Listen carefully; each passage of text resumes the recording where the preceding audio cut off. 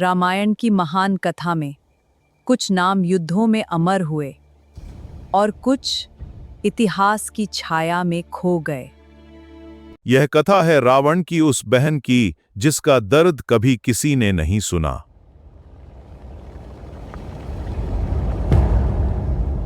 ये कहानी है एक भूली हुई राक्षसी की, या कहे कि एक स्त्री की। रामायण और महाभारत की कथाओं में अनेक ऐसे पात्र हैं जो मुख्य कथा की परिधि पर खड़े रहते हैं। न वो पूर्णतः खलनायक है और न ही वो नायक। कुंभिनसी ऐसी ही एक पात्र है, रावण की छोटी बहन, जो न शूर्पणखा की तरह क्रोधिनी थी और न मंदोदरी की तरह विदुषी, परंतु उसकी पीड़ा, उसकी विवशता और उसका जीवन संघर्ष किसी भी संवेदनशील पाठक के हृदय को द्रवित कर देता है। इस प्रकार कुंभिनसी में दो धाराएं मिलती हैं, एक ओर औरशिवंश का तेज, दूसरी ओर राक्षस कुल का बल। वाल्मीकि रामायण के उत्तरकांड सर्ग 9 से 10 में कैकसी के पुत्र पुत्रियों की सूची में कुंभिनसी का नाम स्पष्टतः मिलता है। स्रोत: वाल्मीकि रामायण उत्तरकांड सर्ग 9 से 10। विश्रवा और कैकसी की संतानों में रावण सबसे बड़े थे, तत्पश्चात कुंभकर्ण, फिर विभीषण और सबसे छोटी बहन शूर्पणखा थी। कुंभिनसी के विषय में कुछ ग्रंथ उन्हें शूर्पणखा से बड़ा तथा विभीषण से छोटा बताते हैं, जबकि कुछ क्षेत्रीय परंपराओं में वे रावण की बड़ी बहन के रूप में भी वर्णित हैं। शूर्पणखा उग्र, स्वच्छंद और क्रोधाग्नि से भरी थी, जबकि कुंभिनसी को शास्त्रों में अपेक्षाकृत सरल और भावुक स्वभाव की बताया गया है। कुंभिनसी का विवाह मधु नामक दानव से हुआ था। मधु एक शक्तिशाली असुर था जिसके पास एक दिव्य त्रिशूल था, जिसे स्वयं भगवान शिव ने उसे प्रदान किया था। यह त्रिशूल मधु की रक्षा का सबसे बड़ा आधार था और इसी के बल पर वह अपराजेय माना जाता था। वाल्मीकि रामायण के उत्तरकांड में इस विवाह का विशेष विवरण नहीं मिलता, किंतु महाभारत के शांति पर्व तथा उद्योग पर्व में मधुकैटभ कथा प्रसंगों के साथ साथ इस विवाह का संदर्भ आता है। कुछ पुराण ग्रंथों में यह भी उल्लेख है कि यह विवाह स्वयं रावण ने राजनीतिक संधि के रूप में करवाया था, अर्थात कुंभिनसी की इच्छा नहीं, रावण की महत्वाकांक्षा इस विवाह का कारण थी। स्रोत: महाभारत उद्योग पर्व, वाल्मीकि रामायण उत्तरकांड सर्ग 15 से 17। वह एक राजकुमारी थी जिसे शतरंज की मोहरे की तरह खेला गया। अपने ही भाई के हाथों मधु दानव मधुवन नामक वन में निवास करता था। ये वही मधुवन है जिसका उल्लेख बाद में रामायण में मिलता है, जहां हनुमान जी के नेतृत्व में वानर सेना ने सीता जी की खोज से लौटने पर आनंदोत्सव मनाया था। मधु का यह वन यमुना के तट पर था। मधु की मृत्यु के बाद उसका पुत्र लवणासुर इसी वन का राजा बना और उसी दिव्य त्रिशूल का उपयोग करके अत्याचार फैलाने लगा। इस प्रकार कुंभिनसी का पुत्र लवणासुर ही उसकी सबसे बड़ी पहचान बना। पुत्र, क्रोध शक्ति नहीं होता, दया कमजोरों के लिए होती है। समय के साथ लवणासुर का क्रोध अत्याचार बन गया।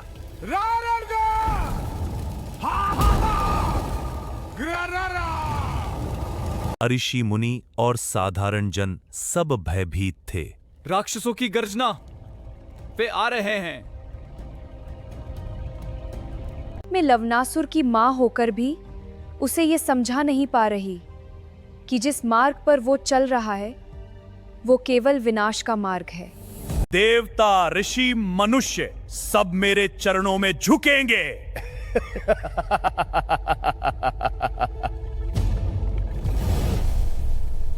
उसी समय अयोध्या में वाल्मीकि रामायण के उत्तरकांड में लवणासुर वध का पूर्ण प्रसंग आता है। उसी समय अयोध्या में राम राज्य स्थापित हो चुका था। प्रभु लवणासुर का आतंक धरती को अंधकार में डुबो रहा है। शत्रुघ्न, अब धर्म की रक्षा का समय आ गया है। भगवान श्री राम ने अपने अनुज शत्रुघ्न को यह कार्य सौंपा। शत्रुघ्न ने एक चतुर युक्ति अपनाई। पुत्र अधर्म की विजय कभी स्थायी नहीं होती। माँ तुम नहीं समझोगी। बेटा रुक जा। मेरी शक्ति अपराजेय है। जब तक त्रिशूल उसके हाथ में है उसे कोई नहीं मार सकता। और एक दिन भाग्य ने उसे त्रिशूल से दूर कर दिया।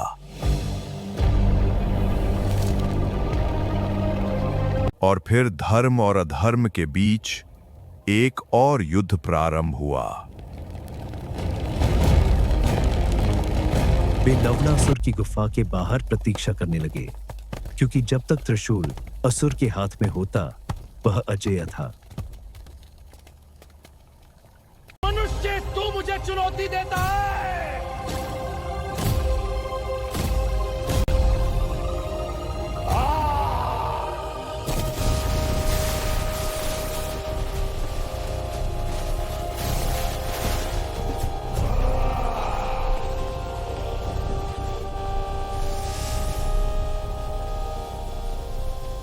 ये बाण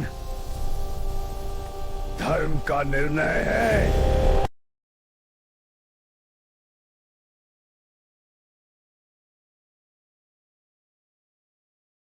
और उसी क्षण अधर्म का एक और अध्याय समाप्त हुआ।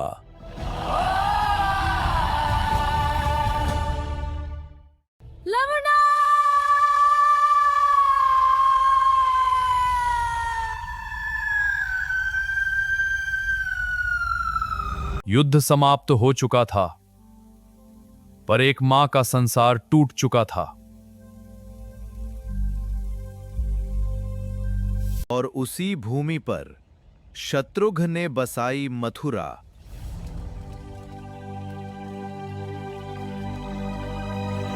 यही भूमि आगे चलकर श्री कृष्ण की जन्मभूमि बनेगी। वाल्मीकि रामायण उत्तरकांड सर्ग 70 से 71। विष्णु पुराण एक राक्षसी मां के गर्भ से जन्मे पुत्र की मृत्यु ने उस भूमि को पावन किया जहां आगे श्री कृष्ण का जन्म हुआ। यही है भारतीय कथाओं की अद्भुत लीला। न भाई बचा, न पति, न पुत्र।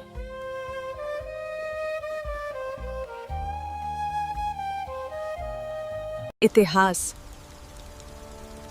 सिर्फ विजेताओं को याद रखता है और फिर कुंभिनसी कथाओं के अंधकार में खो गई। महाकाव्य युद्धों को याद रखते हैं, पर मौन पीड़ाओं को नहीं।